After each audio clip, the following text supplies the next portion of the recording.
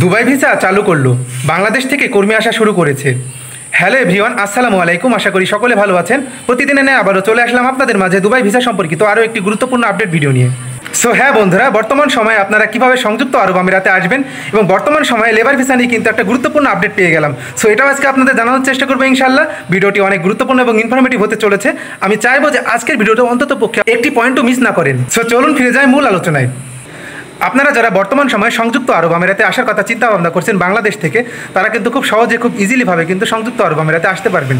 So কীভাবে আসতে পারবেন? বর্তমান সময়ে আপনারা দেখেন যে সংযুক্ত আরব আমিরাতে কিন্তু লেবার ভিসা বর্তমান সময় কিন্তু অফ রয়েছে। তবে বর্তমান সময়ে সংযুক্ত আরব আমিরাতে আপনারা আসতে পারবেন একটি ভিসা, সেটা হচ্ছে আপনার সংযুক্ত আরব আমিরাতের অভ্যন্তরে অবস্থিত বিদেশি যে সকল কোম্পানিগুলো রয়েছে সে সকল কোম্পানির মাধ্যমে কিন্তু আপনারা আসতে পারবেন। অর্থাৎ বাংলাদেশ থেকে আপনারা অনলাইনের মাধ্যমে আবেদন করে কিন্তু খুব সহজে খুব ইজিলি স্মুথভাবে আসতে পারবেন।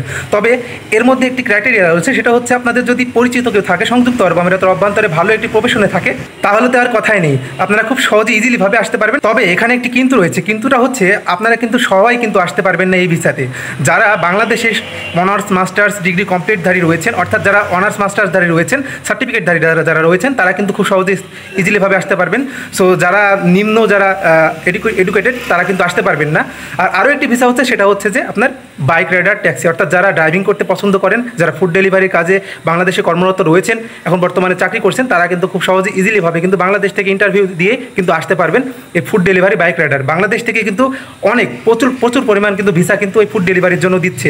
অর্থাৎ এটা কিন্তু আপনাদের জন্য বড় একটি সুযোগ। তাই এই সুযোগ লুফে নিতে চাইলে এখনই আপনারা বিভিন্ন এজেন্সিতে যোগাযোগ করুন। ইনশাল্লাহ অনেক এজেন্সি কিন্তু এইটা নিয়ে কিন্তু কাজ করছে, বাংলাদেশে নিযুক্ত অনেক এজেন্সি যারা রয়েছে। সো চলুন জেনে নিই আজকের যে গুড নিউজটা লেবার ভিসা নিয়ে। সো আপনারা ইতিমধ্যে সংযুক্ত আরব আমিরাতের ভিসার ব্যাপারে কিন্তু সবাই কিন্তু কম বেশি কিন্তু জানেন।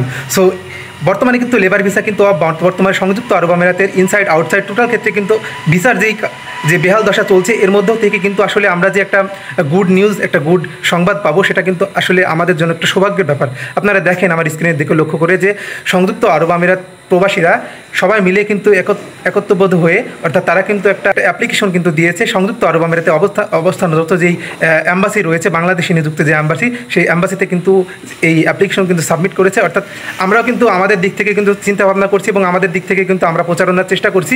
অর্থাৎ আপনারা, আমার একটা ফেসবুক পেজ রয়েছে, ফেসবুক পেজের লিঙ্ক আমি ডিসক্রিপশন বক্সে দিয়ে রাখলাম, আপনারা সবাই ফলো দিয়ে পাশে থাকবেন ইনশাল্লাহ। আর এই পোস্টটা আপনারা ছড়িয়ে দিন, অর্থাৎ আপনার নিজ নিজ জায়গা থেকে নিজ নিজ স্থান থেকে পোস্ট করা শুরু করুন।